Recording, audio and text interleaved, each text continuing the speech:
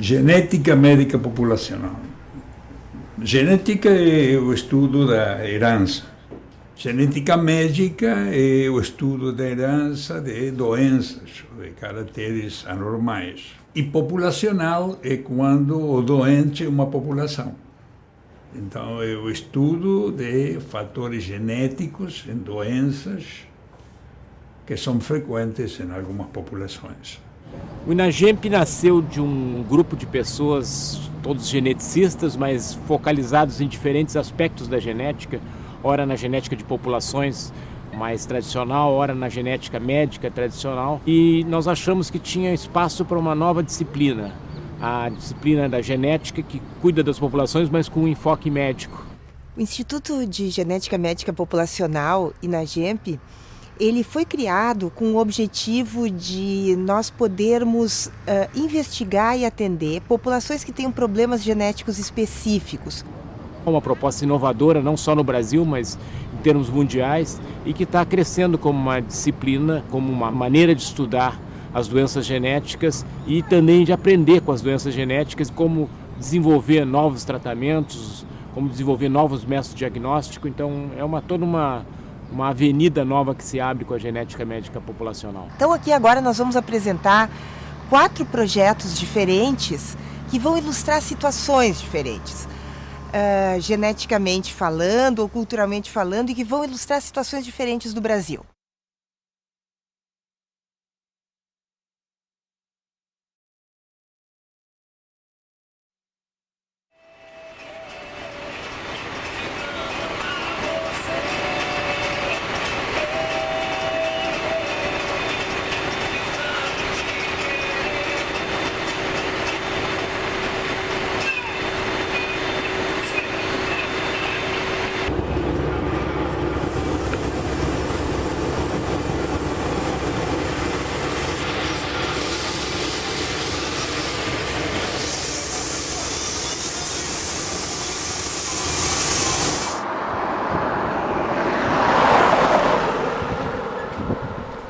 As pessoas costumam pensar que as doenças genéticas são raras. E isso é verdade, se a gente considerar as doenças genéticas isoladamente. Em conjunto, elas até têm uma frequência maior. Mas uma coisa importante, por isso existe genética médica populacional, é que em alguns locais, como aqui em Monte Santo, doenças que são muito raras em todo o mundo são frequentes. Então aqui a gente tem, por exemplo, mucopolissacaridose 6, que é uma doença extremamente rara, mas aqui é mais frequente.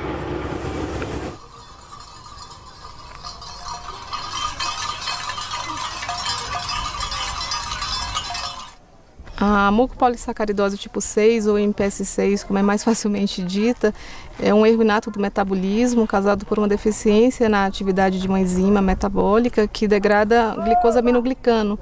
E essa deficiência faz com que vários órgãos não trabalhem de uma maneira eficiente e vai acumulando em diversos tecidos, provocando um dano de vários sistemas. Então provoca danos de crescimento, provoca danos cardíacos, oftalmológicos, respiratórios. Então é uma doença realmente muito grave, crônica, progressiva e que evolui para óbito por volta do início da segunda década.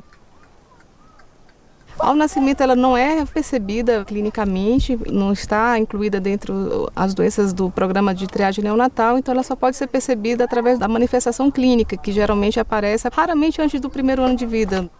E como é uma doença rara, se torna também difícil de um médico suspeitar dessa doença, então com isso retarda mais ainda o diagnóstico. Depois que o projeto começou a vir, quando eu comecei a conhecer a equipe, começou a haver um outro olhar e essas crianças sim começaram a surgir, porque até então elas eram escondidas. As famílias que tinham essas crianças ou esses entes portadores de alguma doença genética, eles eram excluídos. O papel mais importante que eu achei foi a questão de conscientizar a família.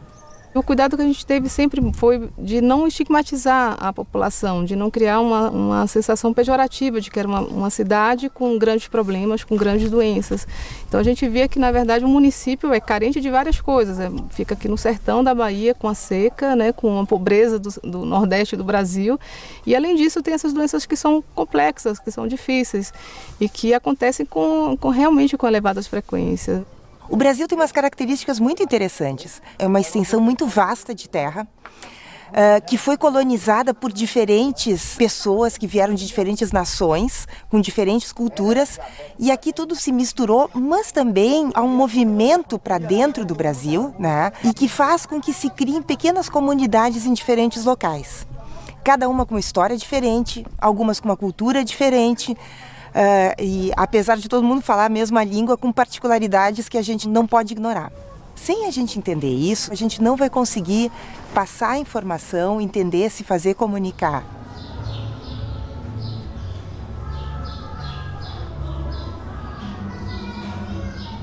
Monte Santo, o nome era Fazenda Piquaraçá.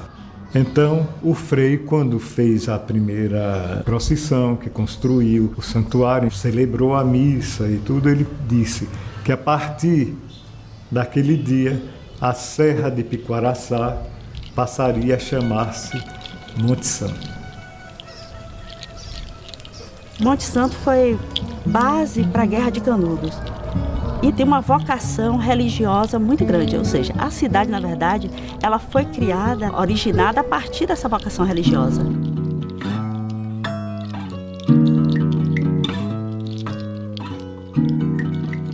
Conta Euclides da Cunha, no livro Sertões, que quando o conselheiro ajoelhou-se no altar da Santa Cruz, as paredes começaram a gotejar. E da face da Nossa Senhora, da imagem da Nossa Senhora que tem lá, escorreu uma lágrima de sangue. E a partir daí foi que aconteceu a guerra. Esse grupo que está trabalhando aqui de genética no sertão está trabalhando em Monte Santo, que é um lugar pequeno, mas se a gente olhar a extensão, a vastidão de terra que tem aqui ao redor, né, está isolado aqui e tem uma história particular. Então, compreender essa história vai nos ajudar a entender por que algumas doenças aqui são muito prevalentes. Tudo começou com uma família onde tinha 2 filhos com MPS 6, que são os filhos do seu Zé. A incidência no mundo é em torno de 1 para 200 mil, 1 para 300 mil. Um município com 50 mil habitantes, tendo 2 crianças, isso já nos chamou bastante atenção. E ele colocava sempre que existiam outros casos. Até mais ou menos uns 5 anos, não existia uma terapia específica para essa doença. O que se existia eram terapias de suporte para os agravos que essa doença provocava. Com o advento da terapia de reposição enzimática, essa doença realmente tem tido um impacto muito grande na sua história natural. Que essa intervenção faz com que essa doença estabilize ou faz com que ela progrida mais lentamente e as lesões se tornam mais atenuadas.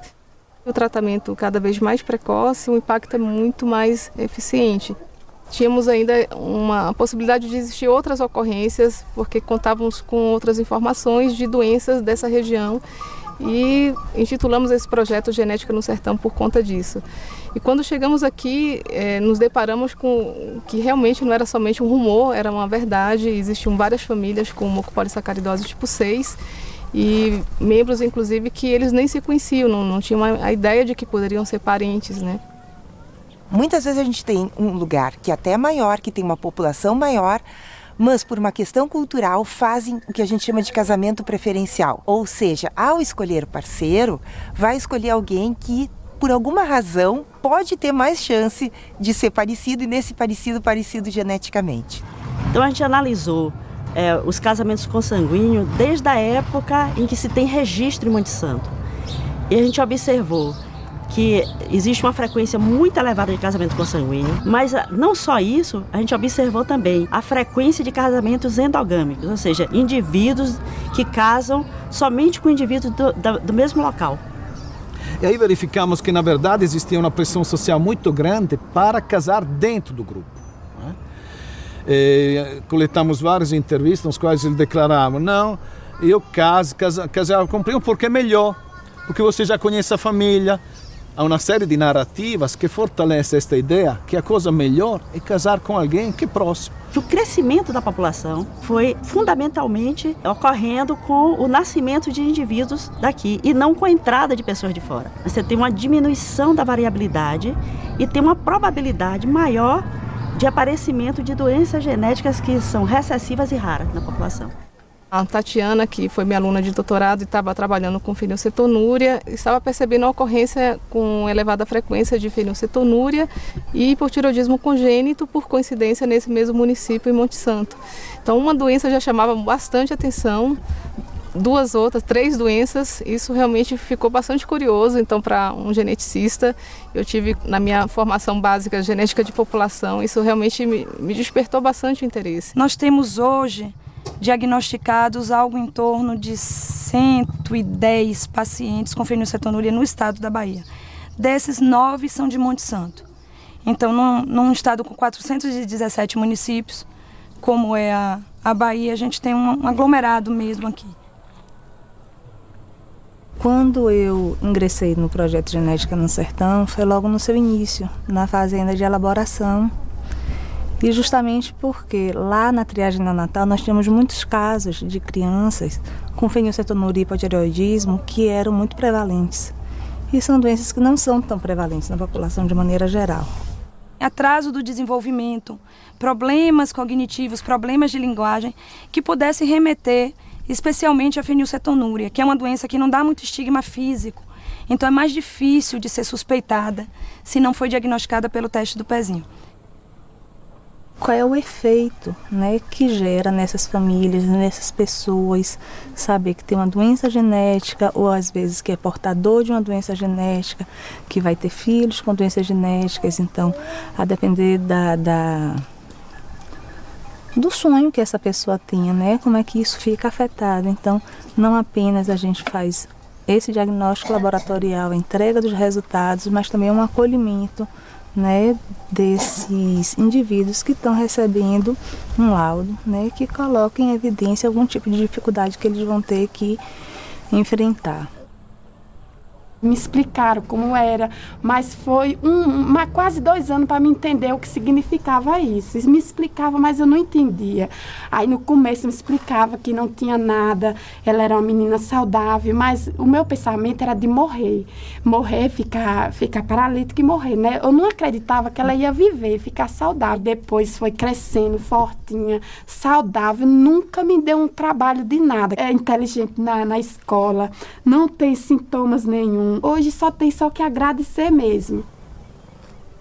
Atender uma comunidade, uma população, passar informação sobre essas características genéticas para que eles entendam o tratamento, o aconselhamento das famílias e a educação da população sobre isso, para ela ter autonomia, para ela tomar as suas próprias decisões, é uma coisa bastante complexa. Todo mundo dizia que não adiantava fazer o tratamento, que já tinha aqueles... Mais para trás tinha tido esse problema e não tinha remédio, eles diziam assim, não tinha remédio. Mas mesmo assim eu não desisti, eu não quis acreditar naquilo que eles falavam, porque cada um tempo é uma coisa. Deus preparou que no tempo passado não existia a medicina, não existia o cuidado, a boa vontade, força de vontade da medicina, né? Acho que existia, só que era um meio mais devagar, né? O esforço que vocês fizeram de vir esse medicamento aí para o Monte Santo já foi uma coisa que eu nunca pensava. As experiências de vida dessas famílias é singular, é única. Então é uma riqueza aqui profunda desse município. Então, apesar de o cansaço físico é extremamente extenuante, mas assim, o que se consegue em termos de riqueza, de cultura, de experiência de vida, isso marca muito. Eu acho que eu sou apaixonada mesmo por Monte Santo e por esse projeto. Eu acho que eu me dedico de corpo e alma, de certa forma, assim.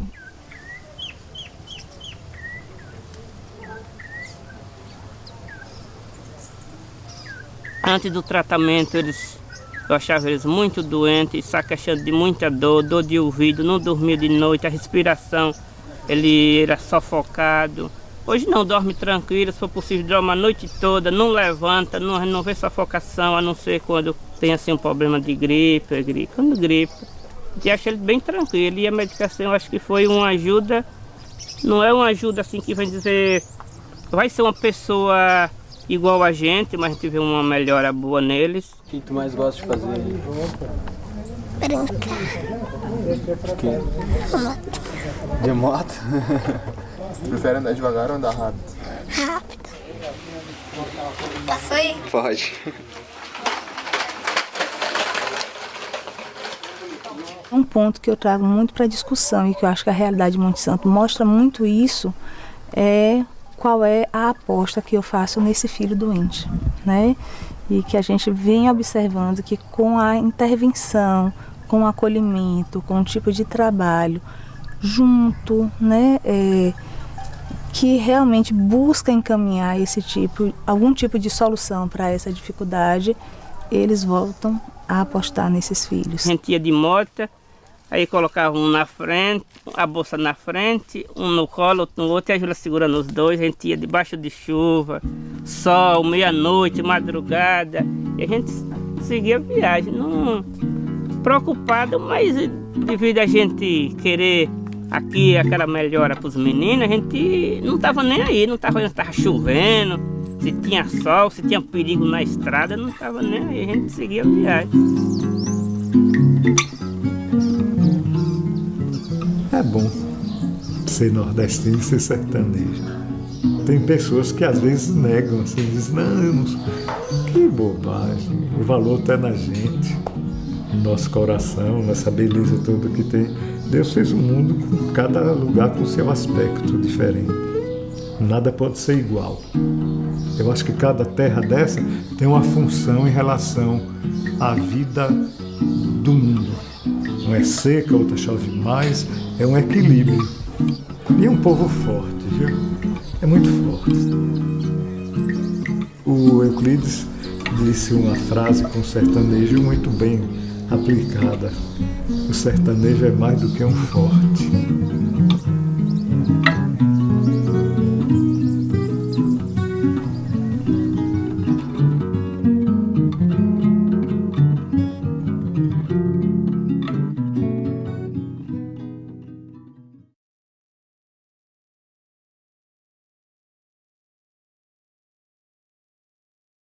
A gente leva muito tempo para decidir se quer ou não quer fazer o exame, né? Porque sabe que a partir do momento que faz o exame, a pessoa tem que assumir que está em doença, que é doente, precisa se tratar, né?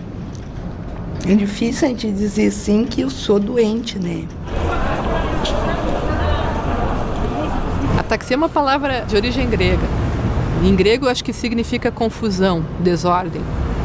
Ela tem sido usada pela comunidade médica para identificar incoordenação ou má coordenação. O que é coordenação? É a decisão, que sempre é involuntária, de como é que vão ser as contrações musculares para efetuar um movimento elaborado ou não.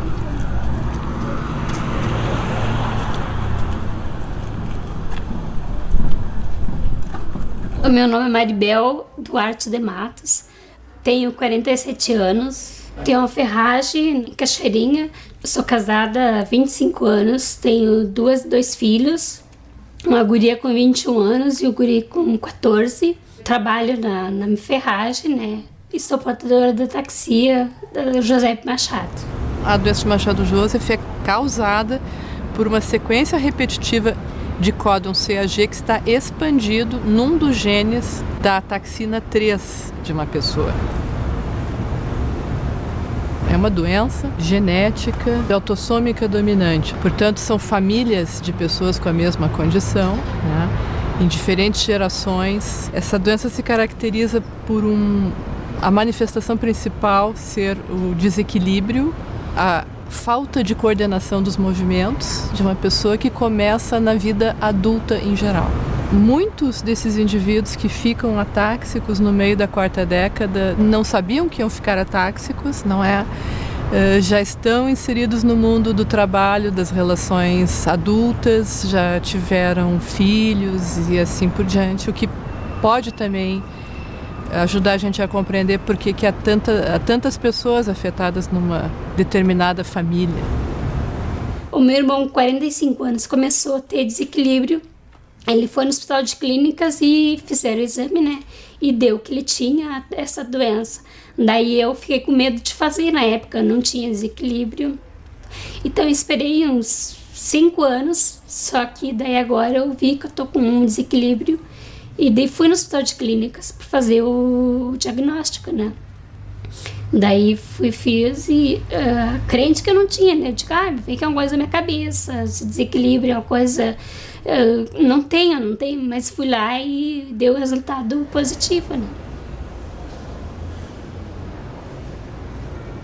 A primeira vez que essa doença foi reconhecida na literatura médica foi em 1972. Primeiro, um grupo de clínicos norte-americanos identificou uma família na costa leste, no Massachusetts. No mesmo ano, um outro grupo de clínicos descreveu outra família na mesma região geográfica. Em 76 foi a vez da costa oeste. Então, quando esses 3 relatos aparecem, entre 72 e 76, a comunidade de neurologistas e de gente que trabalha com genética clínica foi alertada para uma condição que tinha em comum não só a manifestação neurológica, mas a herança e uma ancestralidade específica que é a açoriana. Um dos nomes que foi dado foi doença dos Açores. E se identificou que realmente lá havia uma prevalência muito grande desse problema genético relacionado à ataxia. Realmente se construiu esse conceito de que a doença de Machado Joseph tem uma origem açoriana e talvez dessa origem tivesse acontecido a disseminação pelo mundo. A sugestão é que os nossos pacientes, hoje em dia, portadores de doença de Machado Joseph, talvez tenham entre si a herança de um gene ancestral que possa ser açoriano. Em 2007, uma grande investigação liderada pelos pesquisadores portugueses, o professor Jorge Sequeiros e o professor Antônio Amorim, na verdade descobriu uma coisa muito surpreendente. Um dos genes ancestrais, e que é o que a gente compartilha aqui no Rio Grande do Sul, que responde por talvez 70% dos Machado Joseph no mundo, esse gene teria uma origem ancestral não portuguesa, mas asiática, e que dataria de pelo menos 5.000 anos atrás.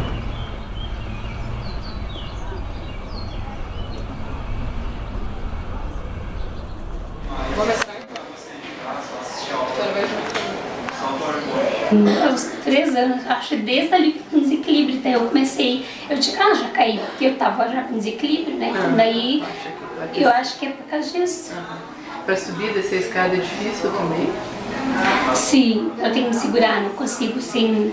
A minha mãe descobriu há uns 35 anos que ela tinha essa doença. E é uma coisa complicada, porque eu já sei pelo que a minha mãe passa, quais os sintomas, que vai perdendo o equilíbrio, não vai caminhando, ela tem problema para falar. Então tudo isso é uma coisa que tu sabe que eu vou ficar assim.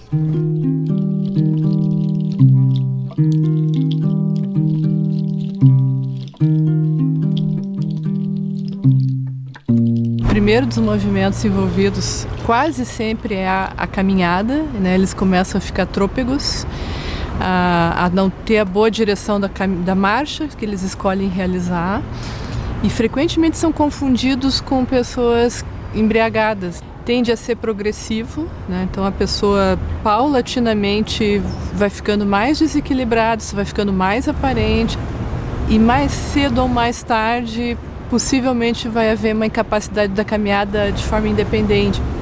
A articulação da palavra vai ficando um pouco clara. O uso das mãos fica um pouco também comprometido, isso é um pouco mais tardio. O engolir alimentos, engolir a saliva que constantemente a gente produz, isso também pode ficar comprometido. Mas uma das características principais dessa condição é que o juízo crítico nunca é prejudicado. Os pacientes têm boa memória, têm bom julgamento, têm bom raciocínio, embora às vezes não consigam expressar. O maior problema que se pensa quando se toma conta que é uma doença de início tardio, é que a gente já gerou filhos, ou seja, possíveis novos atáxicos, já que é uma doença geneticamente transmitida. Eu já tinha até netos quando me dei por conta disso. Como eu consegui remediar isso? É me aplicar, me usar meu corpo, minha alma, pôr à disposição dos cientistas para que seja descoberto alguma maneira, algum meio de melhorar a qualidade de vida ou curá-lo. Os pacientes, até hoje acompanhados, contribuíram imensamente para o conhecimento da doença. O exame, tanto do material genético quanto clínico, trouxe muito conhecimento. A gente tem que ser muito grato a eles. Eu sou de uma geração que não existia nenhum diagnóstico ainda sobre ataxia. A minha mãe, por exemplo, que era portadora, eu fui me dar por conta depois de eu ser diagnosticado com ataxia. Então, em questão de 13 anos, nós temos 179 famílias. A gente tem mais de 400 pacientes. Onde é que eles estavam antes? Eles estavam aí, mas eles estavam sem diagnóstico e ocultos. A única maneira da gente ter convicção, ter certeza, né, de qual é a causa ou de qual é o gene determinante é fazer a investigação molecular. Nós estamos em 2012 e a maioria das famílias e dos pacientes a gente consegue fazer esclarecimento diagnóstico aqui no Hospital de Clínicas de Porto Alegre. Na medida que a gente tinha diagnóstico, a gente começou a tratar e tem coisas para a gente oferecer para eles. Hoje em dia tem uma equipe multidisciplinar, então a gente tem o apoio de neurologistas, de fisiatras, fisioterapeutas, fonoaudiólogos, psicólogos, psiquiatras e assim por diante. Então, talvez o passo mais importante que agora tenha que ser feito é justamente esse, que o exame seja disponibilizado para a rede de saúde pública brasileira, para que ele beneficie muitas outras pessoas que a gente não sabe aí onde estão, né?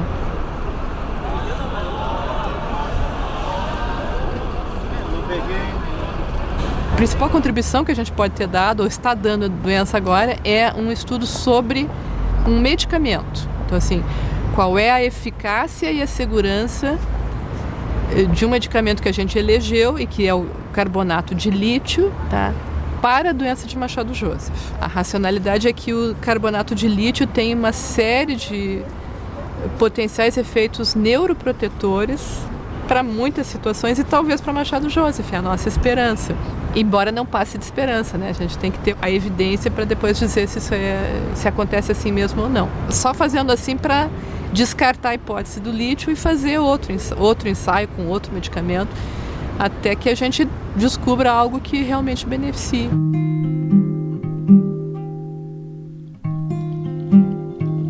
Um outro fronte aberto em relação à investigação é a capacidade que um indivíduo em risco, por ser filho de um afetado, tem hoje em dia de decidir saber ou não o seu estado genético. As pessoas em risco podem querer saber, porque vai ser mais uma informação na cadeia de variáveis que ele vai somar para tomar decisões na sua vida, para fazer suas escolhas em relação à sua vida.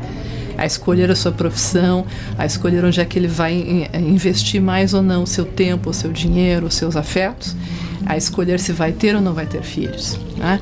Isso pode ser benéfico para algumas pessoas, né? E então eu vejo como uma vantagem adicional, né, que a comunidade científica trouxe para essas famílias com essa condição.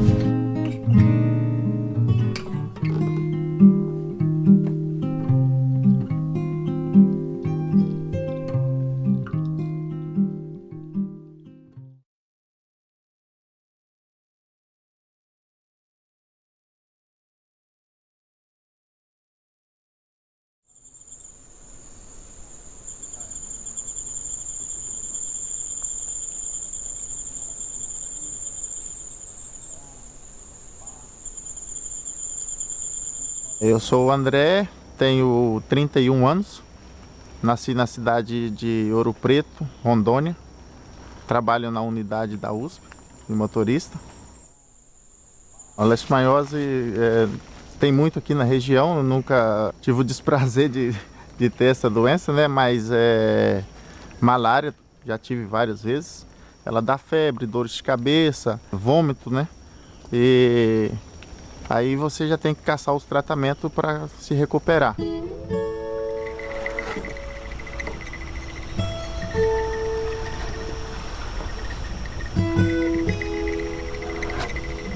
Na malária, a causa primeira é a infecção pelo plasmódio.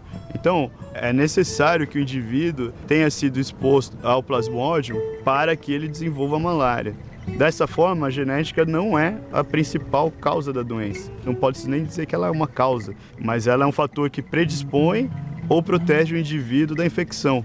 Tem alguns tipos sanguíneos que são refratários à entrada do parasita dentro do glóbulo vermelho. Para o parasita entrar no glóbulo vermelho, ele não só entra, ele precisa identificar uma proteína, uma glicoproteína específica, que ele se liga e aquilo lá faz com que ele consiga penetrar a célula sem rompê-la para poder se multiplicar dentro da célula. Se a pessoa não tem esse receptor, o parasita fica batendo na hemácia, no glóbulo vermelho, e não penetra e não completa o ciclo. E algumas pessoas não têm essas proteínas e elas têm tipos sanguíneos diferenciados que protegem naturalmente a pessoa. O INAGEMP hoje, na área de doenças complexas, os projetos são capitaneados pelo professor Henrique Krieger. Nós estamos investigando a questão da malária em Rondônia, montando uma linha de investigação de leishmania. Então, quais são os fatores genéticos que influenciam a evolução da leishmania? É muito importante, quando você pretende estudar as causas genéticas de uma doença complexa, que você procure um grupo ou uma população que tenha uma forte exposição ao agente infeccioso. Em Rondônia, o INAGEMP tem uma atuação muito focada no município de Montenegro. A equipe capitaneada lá pelo Dr. Luiz Marcelo, que coordena um grande número de estudantes de medicina, alguns médicos voltados para atenção básica, serviço ambulatorial. Montenegro é uma cidadezinha de 15 mil habitantes, no centro-oeste de Rondônia. Ela tem seus 20 anos de existência, portanto uma cidade jovem, como a maioria das cidades aqui de Rondônia. E ela é fruto do projeto de colonização do INCRA na década de 70, que acabou trazendo as pessoas do sul e do sudeste, do meu ponto de vista, sem nenhuma condição de sobrevida. Então o que a gente tem hoje aqui são sobreviventes. Trabalhamos bastante já e sofremos bastante enfermidade e hoje está atacando tudo em nós. Aí nós estamos aqui em busca de recursos, né?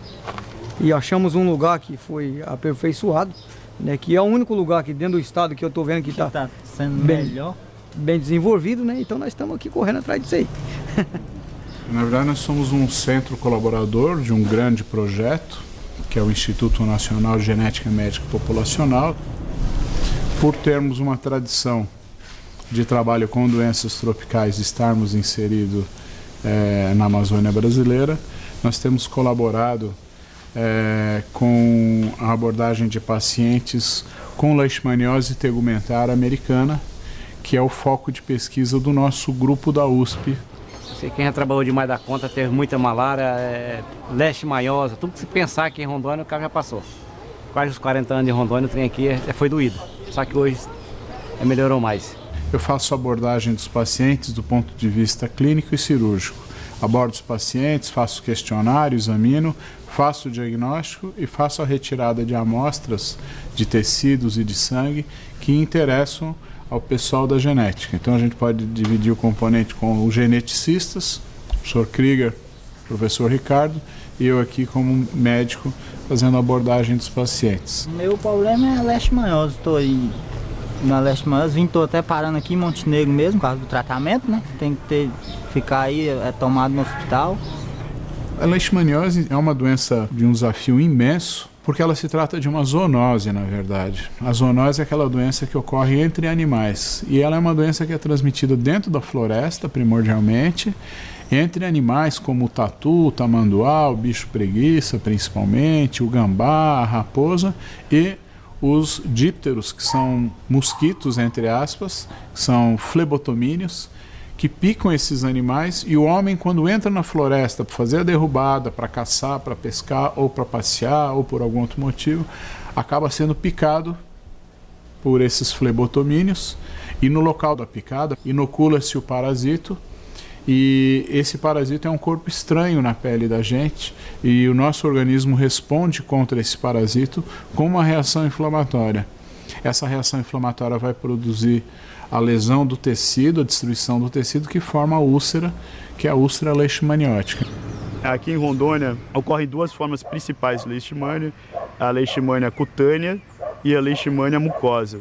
Normalmente o indivíduo apresenta uma leishmania cutânea, que é curada ou os sintomas desaparecem e ela permanece meio que dormente. E depois de uns anos ele desenvolve a forma mucosa. Não é claro a etiologia, o motivo pelo qual essa forma mucosa aparece. Pode ser que haja genes nas pessoas, no indivíduo, que levem ao aparecimento dessa forma mucosa. Porque se a gente soubesse de antemão que esse indivíduo tem uma grande chance de apresentar a forma mucosa, ou mesmo, esse indivíduo tem uma resistência, ele não vai apresentar, poderia ser mudadas as práticas de política pública. Porque um indivíduo que tem leishmania, ele deve ser acompanhado durante 10 anos por um otorrino em busca da forma mucosa, né? Então é um acompanhamento complicado para o indivíduo, nem todos seguem.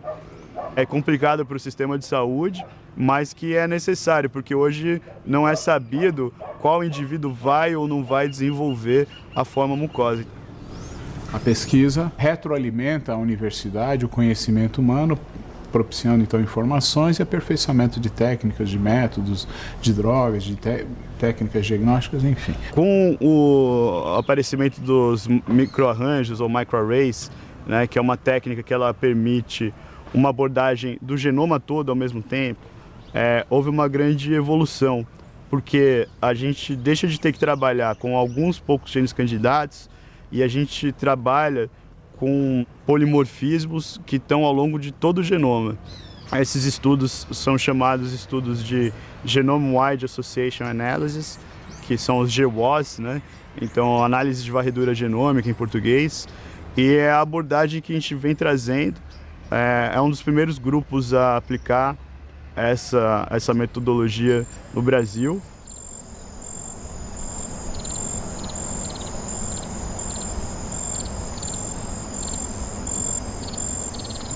A questão da integração entre pesquisa, ensino e assistência, no meu ver como professor universitário, você não se forma um aluno bem formado se ele não tiver a experiência nas 3 áreas. O grande diferencial, acho que é a oportunidade da gente, né, pelo fato de ter essa triagem, todo esse direcionamento, a gente está tendo mais contato com o paciente. Por exemplo, peguei um paciente aí que a família toda já teve, você consegue ver várias formas da doença, fica bem mais fácil assim de assimilar o aprendizado teórico com prática. A experiência do nosso grupo colaborador dentro do Unagemp foi muito positiva nesse sentido, porque o alunado, eles não têm uma experiência e não têm um contato direto com a genética médica. E além desse trabalho com leishmaniose tegumentar, em paralelo, em função da aproximação que o Unagemp propiciou com os colegas da Federal do Rio Grande do Sul, surgiram mais 2 trabalhos.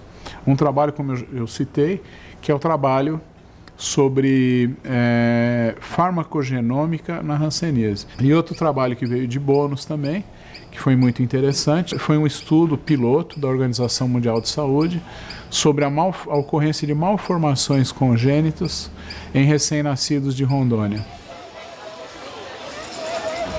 Esse projeto no Brasil ele tem mais de uma frente, né? Aí aqui em Rondônia nós trabalhamos com 3 frentes nele.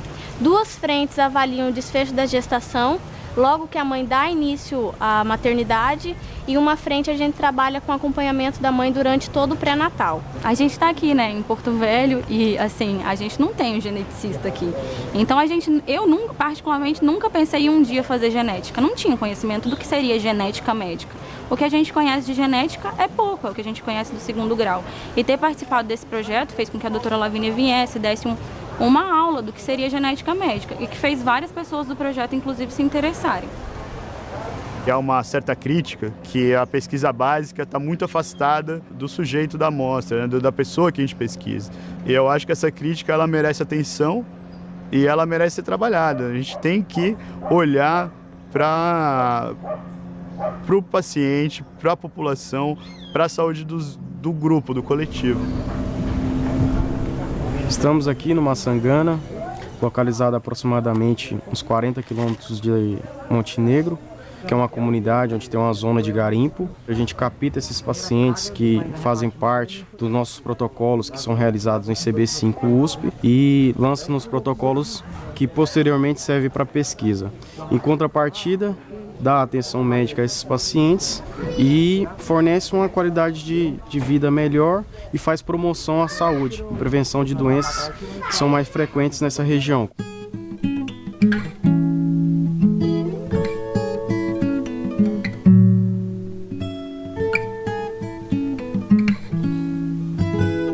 Eu, particularmente, tinha uma visão da Amazônia diferente da que eu tenho hoje.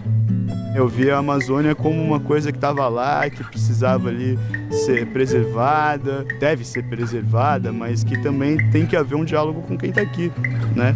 A gente não pode, de São Paulo, querer ditar regra para a preservação da Amazônia. E essa aproximação, por meio da pesquisa, ela é necessária, ela é saudável, traz resultados interessantes e importantes, tanto para a pesquisa quanto para as populações. Tá bom aqui?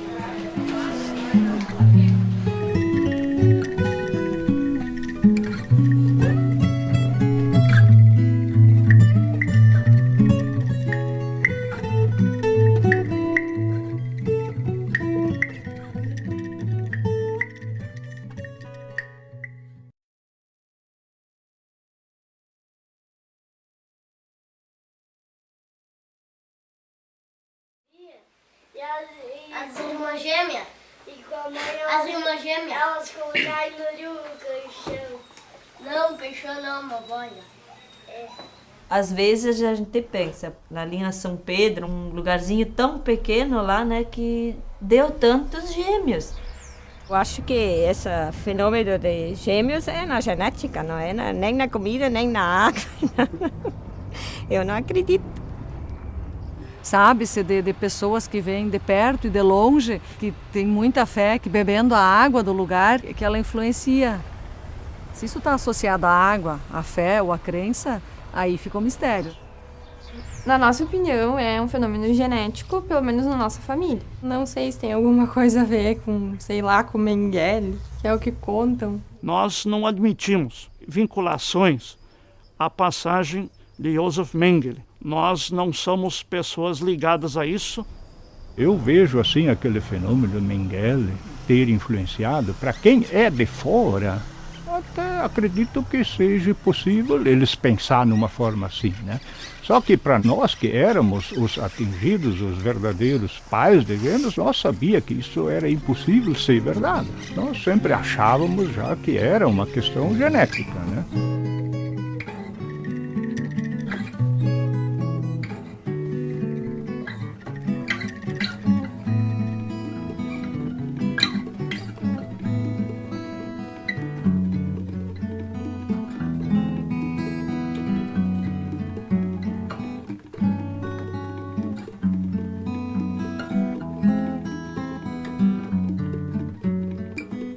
Cândido Godói é uma cidade cujo município mesmo ele se estrutura, ele se separa de Santa Rosa na década de 60. Mas a comunidade onde existe a maior prevalência de gêmeos, que é a linha São Pedro, é formada por imigrantes de ancestralidade alemã, mas que não vieram direto da Alemanha. Já eram imigrantes que primeiro se estabeleceram em cidades no Rio Grande do Sul, como São Leopoldo e outras de colonização alemã, e depois vieram migrando internamente até chegar aqui em Cândido Godói. Eles vieram morar aqui em 1942. Com uma carroça. Vieram, então a mudança foi em cima de uma carroça que veio de Santo Ângelo até aqui. Essas famílias fundadoras chegam aqui nessa região no início do século XX. São poucas famílias e se mantêm de uma maneira geral isoladas. Nem se podia falar português com os pequenos alunos. Tu tinha que falar a língua que eles entendiam, senão não havia comunicação.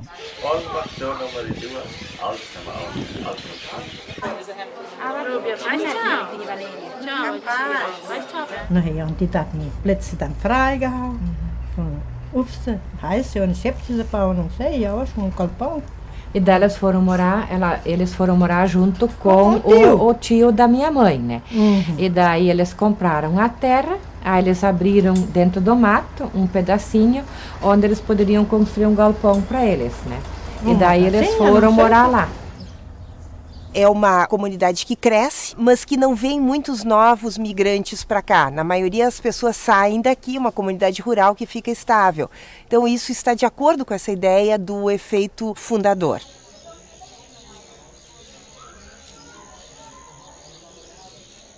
Esse projeto aqui em Cândido Godói ele tem uma característica particular. Não se trata de uma doença. Então, o que acontece aqui? É uma comunidade que tem uma frequência alta de nascimentos de crianças gêmeas. E por aí, tudo certo, a não ser que alguns anos atrás apareceu uma teoria conspiratória dizendo que um médico nazista, Mengele, teria vindo aqui no início dos anos 60 e criado como se fosse um laboratório experimental onde teriam sido produzidos uma quantidade grande de gêmeos geneticamente ou por outras técnicas.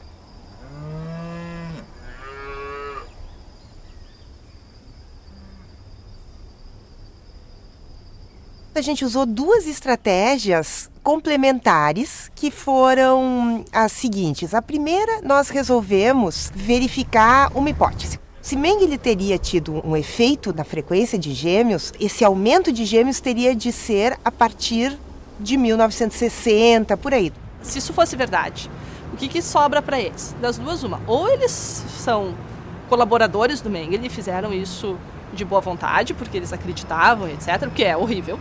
Ou eles são pessoas totalmente sem noção do que está acontecendo, que alguém de fora chega na comunidade, faz uma coisa dessas e ninguém se dá conta. Quer dizer, o que também é horrível. Então, é uma teoria que deixa eles sempre numa situação muito desconfortável.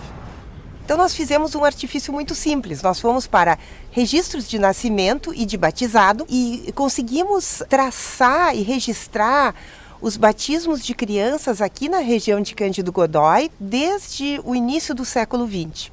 E aí nós mostramos que não há uma diferença na frequência de nascimento de gêmeos.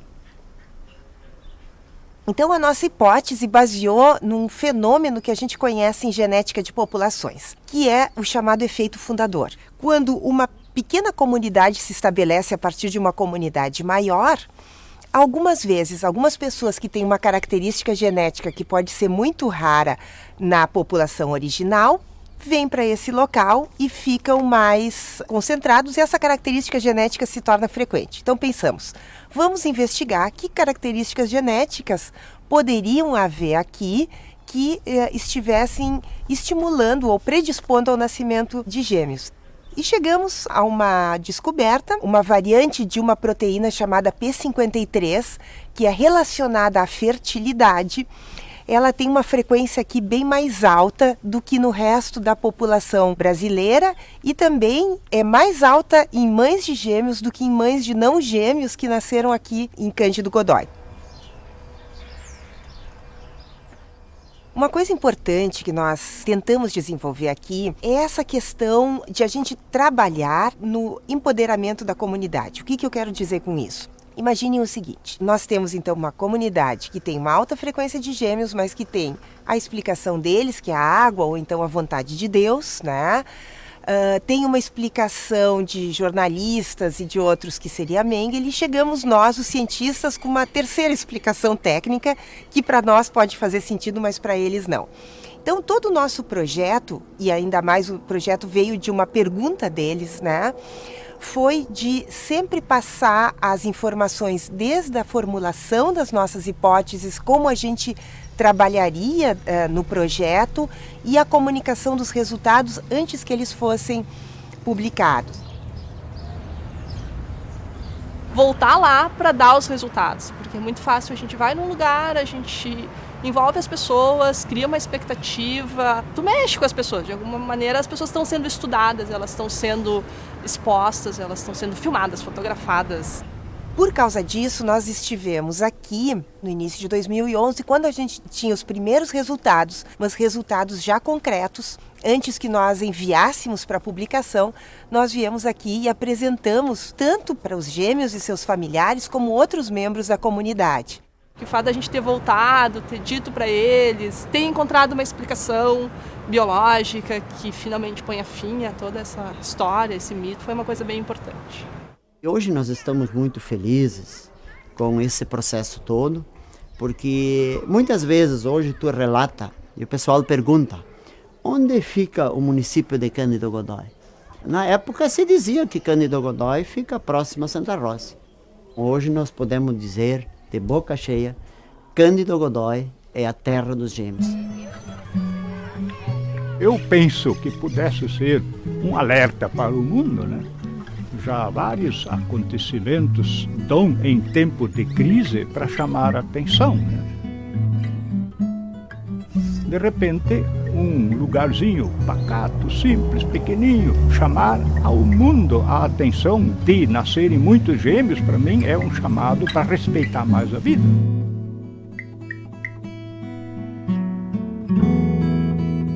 Independentemente do fato médico, a primeira obrigação é comunicar à população o conhecimento que você recolheu até esse momento com respeito à ocorrência da doença. Isso é, primeiro, uma obrigação moral.